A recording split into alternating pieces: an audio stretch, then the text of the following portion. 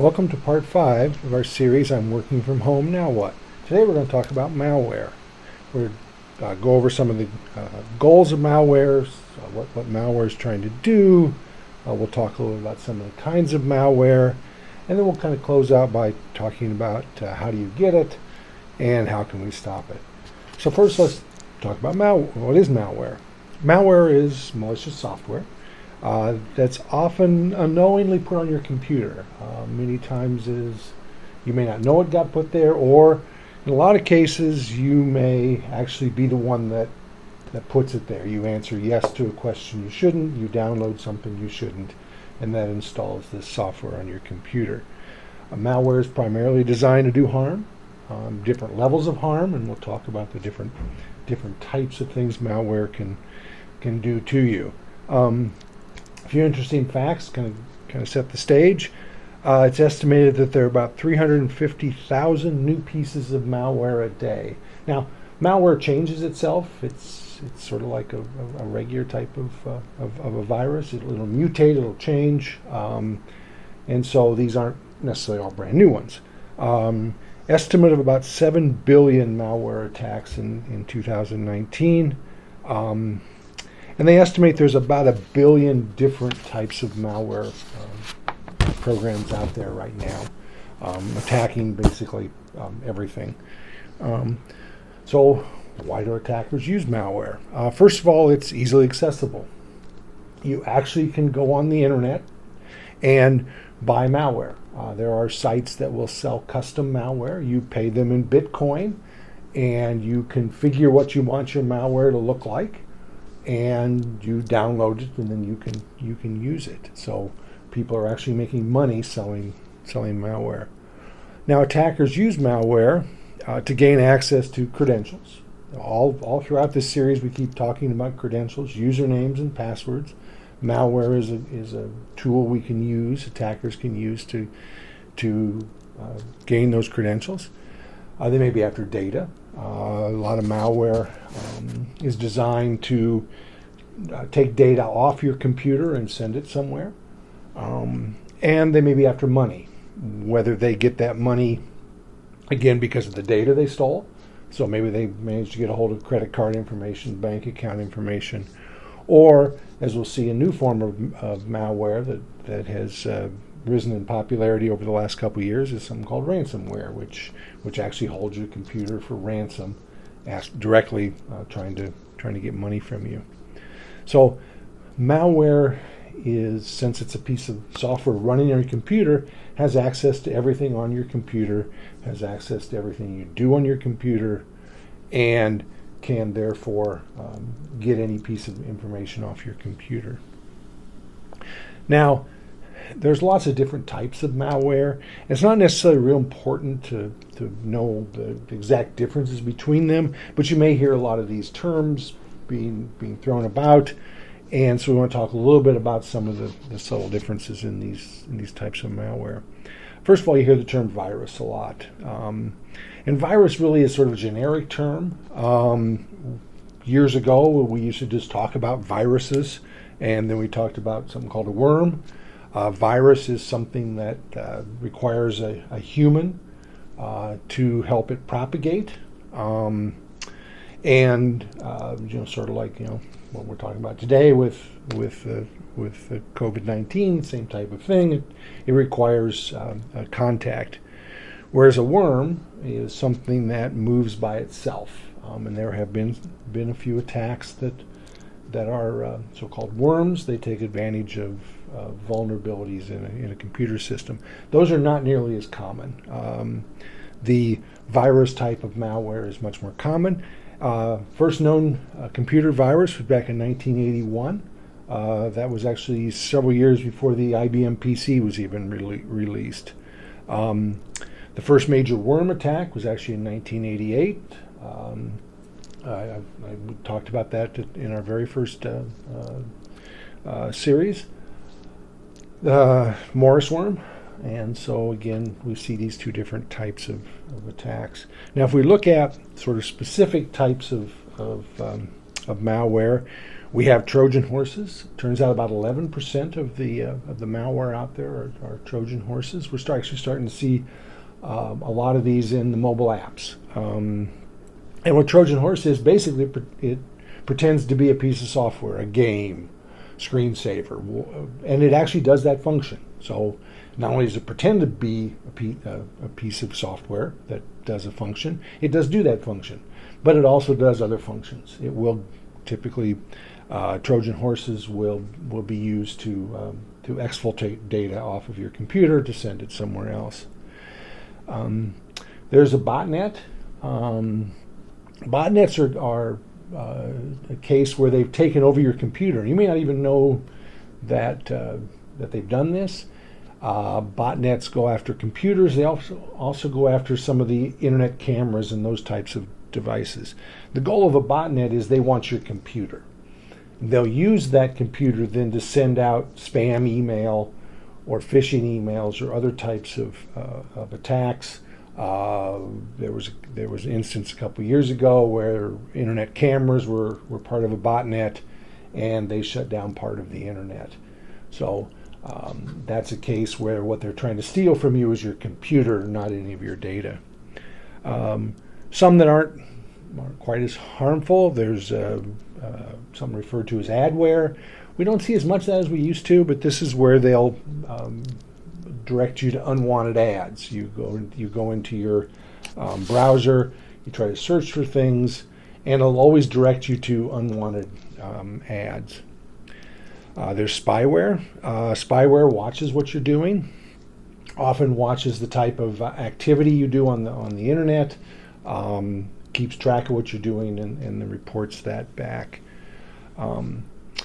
Ransomware, mentioned that already. Ransomware is something that targets. They like to target corporations because that's where the money is, estimates are that worldwide about 4 companies a minute are infected with ransomware. And what ransomware does is it encrypts all the data on your computer, and in some cases it actually then functions as a worm and moves from other computers within your network, and encrypts actually most of the systems in your network. Usually, if you've been hit with ransomware, it is almost impossible to get the data back unless you have a backup for it. So ransomware is something that from a corporate standpoint is quite harmful. And there have been cases where entire cities have been taken over. Atlanta is one of the big cases out there. Hospitals have been targeted. They try to target places that can't function very long without the computers, and so that's one of the places that ransomware tries to go after.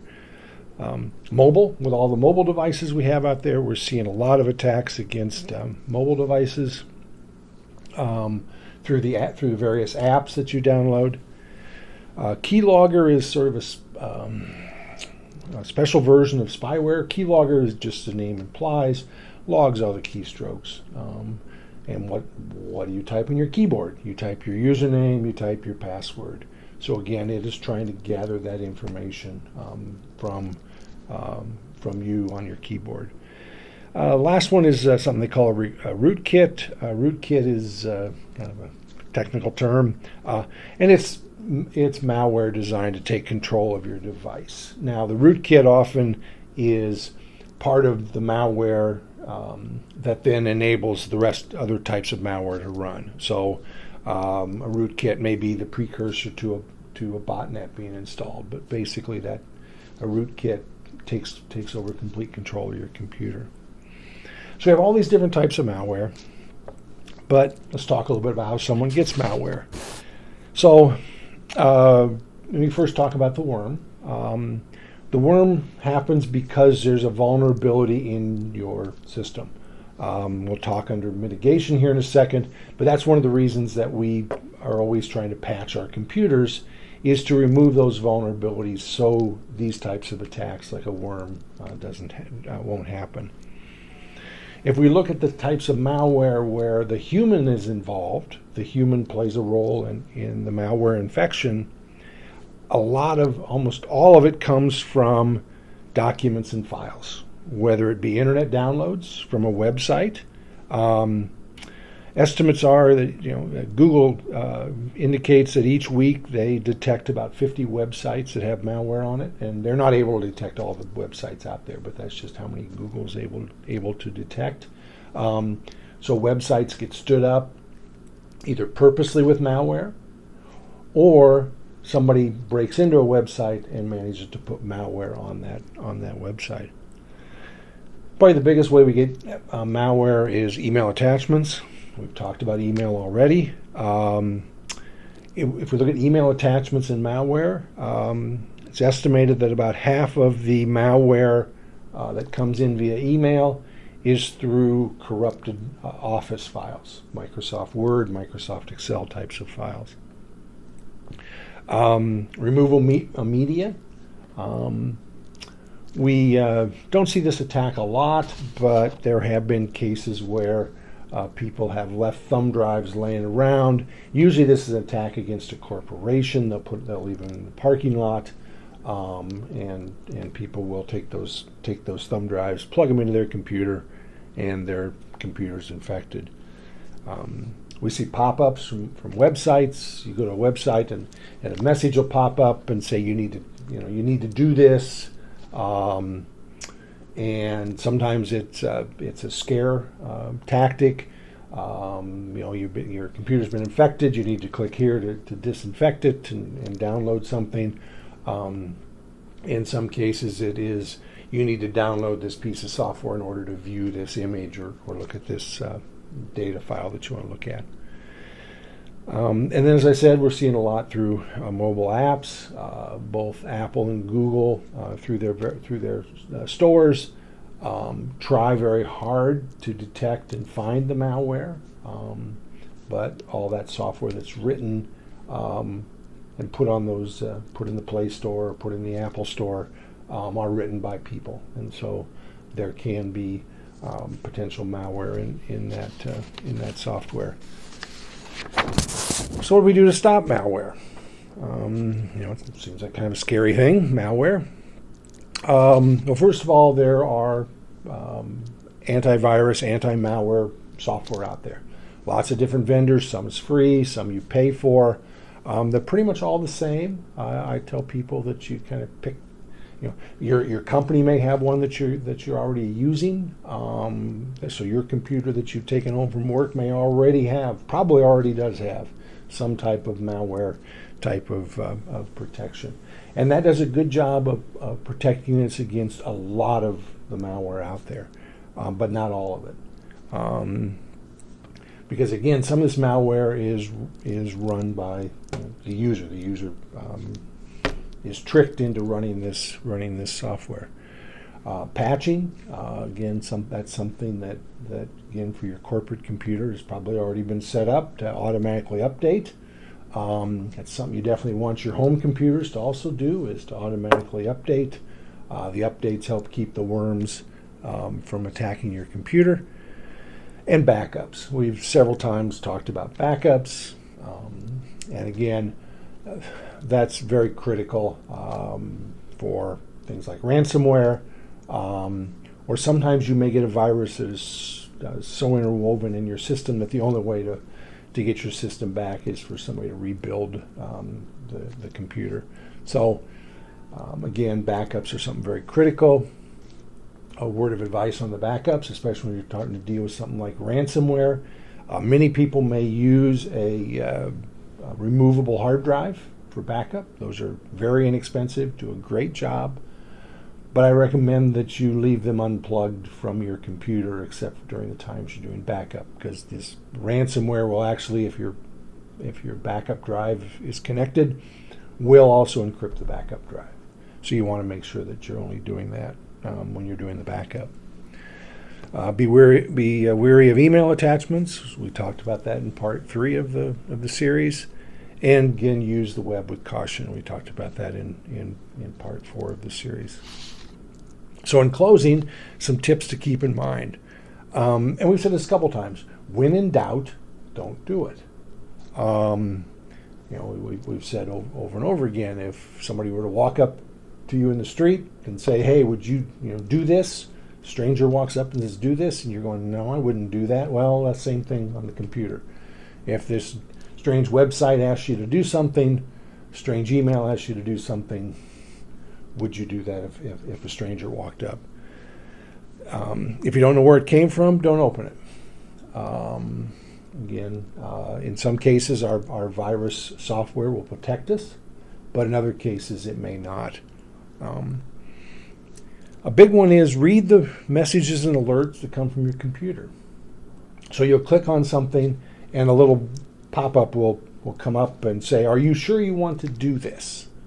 Are you sure you want to run this software? Are you sure you want to install this? The computer is not doing that to keep you from getting work done. It is doing that to try to protect you. So if ever it comes up and asks you a question, says, do you really want to do that?